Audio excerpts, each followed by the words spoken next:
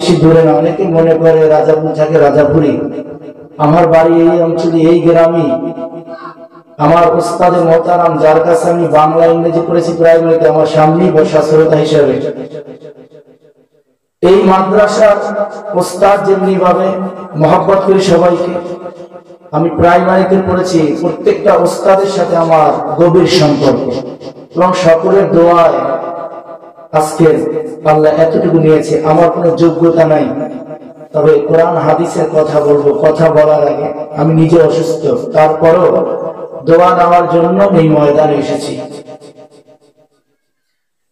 এই ময়দানে কথা বলবো বা কোরআন হাদিসের আলোচনা করব, বিভিন্ন মাহফিলেও আলোচনা করি, কিন্তু যার কারণে আজকে এতদূর এগিয়েছি, এতদূর আসতে পেরেছি, দুইটা নাম সর্বদাই নেই। এক নাম্বার মরহুম আব্দুর রাজ্জাক জিহাদি রহমতুল্লাহ আলাই, যার হাতে গড়ে এতদূরে এসেছি। আর দ্বিতীয় মুফতি হেদায়েতুল্লাহ আনসারী দামাত বরকাতুহু আলিয়া অত্র মাদ্রাসার নায়েবে মুহতামিম, যিনি হুজুর আমাকে খুব মহব্বত করতেন। আমি তেমন ধনী ঘরের সন্তান নয়, গরিবের সন্তান। এতিম অবস্থায় মাদ্রাসায় লেখাপড়া শুরু করেছি। মাঝে মাঝে বালিশের সাথে মাথাটা লাগাইয়া দুই চোখের পানি ছেড়ে দিও, মাওলি কোথায় থেকে কোথায় নিয়ে এসেছো। বিভিন্ন মাহফিলের প্রধান অতিথিও বানাও, প্রধান বক্তাও বানাও।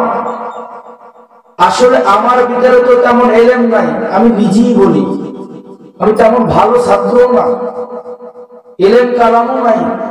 তারপরও তুমি এই সম্মানের চেহারে বসাইছো, লাথি মাইরা আবার সম্মানের চেহারা কাইরা নিও না। মুরাব্বিদের সাথে যখনই কথা বলি আদব রক্ষা করে কথা বলি।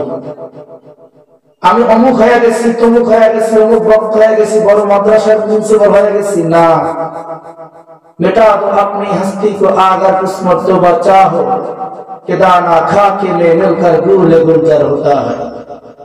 उदाहरण दिले बुझবেন, আমাদের দেশে ধান চাষ করা হয়। এই ধান যদি বলে আমি মাটির সাথে মিশবো না, কিন্তু আমি গাছ হব। আমি মাটির সাথে মিশবো না, আমার থেকে সবুজ একটি ধানের শীষ বের হবে। আমি মাটির সাথে মিশবো না, আমার থেকে ধান হবে। বলেন সম্ভব? কখনোই সম্ভব না। কারণ ধান আগে মাটির সাথে মিশতে হবে, মেশার পরে ওখান থেকে সবুজ একটা ঘাস হবে। ওই সবুজ ঘাস দিয়ে একদিন বড় হবে, শীষ বের হবে। ওই শীষ একদিন ধান রূপান্তরিত হবে, ধান পাকবে, কৃষক ঘরের ভিতরে নেবে।